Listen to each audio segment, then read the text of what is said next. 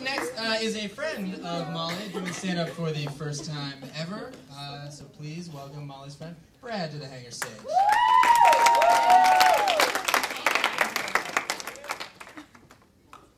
How you guys doing? All right, just by hands, I want to see how many people here tan. 14, okay. Right. So I know we just got back from spring break, and a lot of people are tanning. It's just not the thing I like to do. I'm more of a anti-tanner. There's this trend these days. People have tanning beds in their house. They go get passes to tanning salons. Well, I found this awesome thing on Craigslist. There's this guy selling this anti-tanning bed. So I said, I'd go ahead, so I go and look it out, check it out. It's a pretty deal. It's like $15.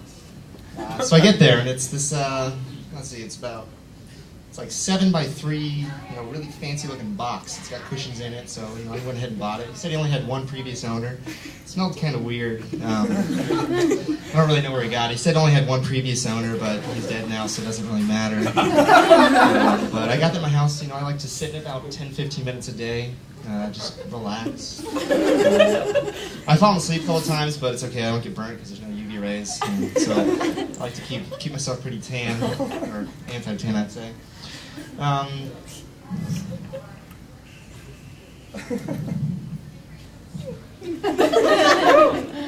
Exactly. No, so I went and got it. It was a pretty good deal. So I posted it. I made my profile picture on Facebook. Me, sitting next to super cool, just got it. And people were sending me these weird messages, thinking I was dead, and I had no idea what they were talking about. People, my friends are weird because I think they just overreact on Facebook sometimes. Like I've got this friend Ben I work with. I think he actually graduated here last year, and so I work with him. And we're not supposed to be on Facebook at work, but everyone does it anyway. So he left for the day, and I get on with the computers, and I wanted to check my stuff real quick. So I get on there, and it's his Facebook. So he's like, oh, okay. And I'm kind of the practical joke kind of guy. So of course I get on it, and I change some things. I put in these little messages. I like boys. I put it in there a couple times. But he overreacted. I mean, I don't know what his deal is. Like, he's been dating this girl, Allie, for 5 years, so it's not really that big of a deal in a relationship. So I get on, and just because I get on and change his relationship status to single, he gets mad at me. I don't get the point. Like, he's not supposed to be on it anyway at work. Apparently he got, 50 or 60 messages. He had to do this big show that night. People were wondering what the hell was going on. I didn't really know what the deal was, but he got a little mad.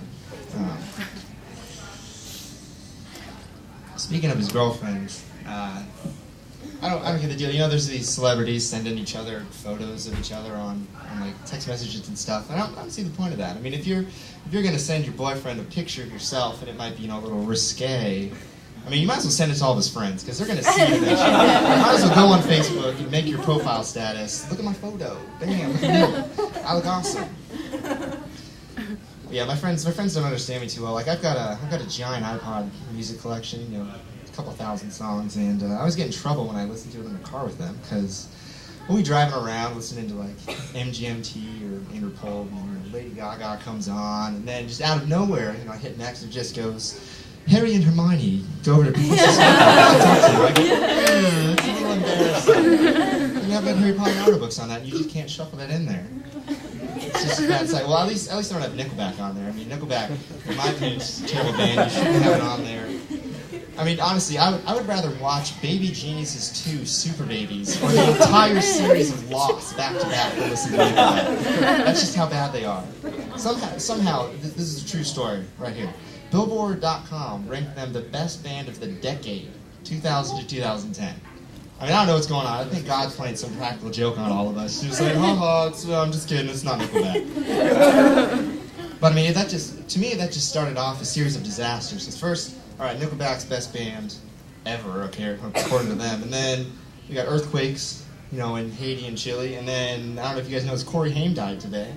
Terrible, from Lost Boys, yeah. Single tear moment. Exactly, it was a bad time. But, I think the reason just for all that is I think God's pissed that Avatar didn't win greatest movie. I think he's a big Avatar fan. I just think he was pretty pissed off about that. But yeah, that's all I got. Yeah, Brad, everybody.